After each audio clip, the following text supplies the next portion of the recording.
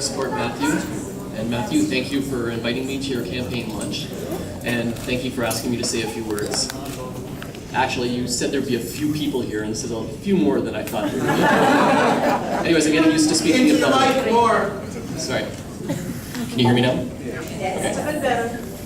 For those of you who don't know me, my name is Drew Dobson. I've been an Ottawa resident for most of my life, and I've lived throughout the community, and I've spent several years in Vanier as well. For the last 18 years, I've owned Finnegan's Pub on Montreal Road. And during this time, I've seen good times in Vanier, I've seen bad times. I've seen ups and downs, and I've seen it grow and evolve.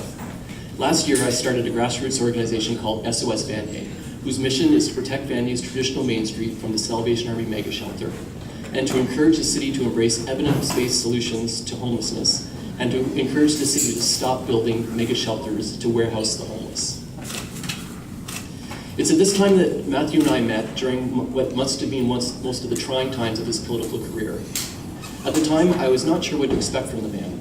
Over the past year, though, I've had the opportunity to work with Matthew, and I've grown to respect his commitment and his leadership. Vanier is economically the poorest community in Ottawa, but it's one of the richest culturally. We have the city's largest French-speaking community and its largest Aboriginal community. Both of these communities are rich in culture and have high expectations for the future. They will help shape a community where we can be proud residents of Vanier and also proud French Canadians or proud Aboriginal Canadians. This pride is not mutually exclusive, and we can build a better community with the help of all the groups and make Vanier better than it is today. I see Vanier evolving over the next 10 years to become a much sought after place to live and work, where people of different languages, cultures, and backgrounds and socio-economic circumstances will live and work in harmony. The less fortunate will always have a place and a home in Vanier, and new groups of more affluent residents will help kickstart the economy.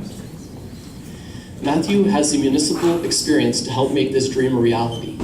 With the redevelopment of the Chateau Laurier and the Montreal Road Salvation Army shelter application, he's had to navigate two of the most contentious planning applications to come to City Council in years. Since the day I met Matthew just over a year ago, his leadership on the Salvation Army planning application has been unparalleled. The time and effort he's put into this is astonishing. In my view, Matthew has the most challenging ward to represent. He's had to grapple with the proliferation of payday loan shops, a pop-up safe injection site, rooming house issues, and two contentious planning applications, along with the regular work as a ward councillor. He's accepted the challenge and worked to deal with each issue without complaint.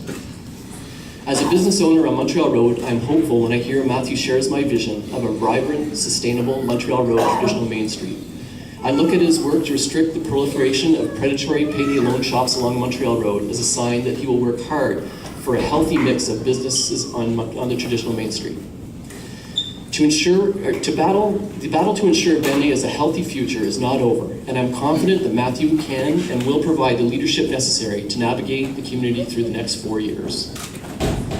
Matthew, thank you for the work you've done as our councillor for the last 4 years in Ward 12. And I'm looking forward to working with you to help create a safer, prosperous Vanier during your next 4 years as councillor of Ward 12.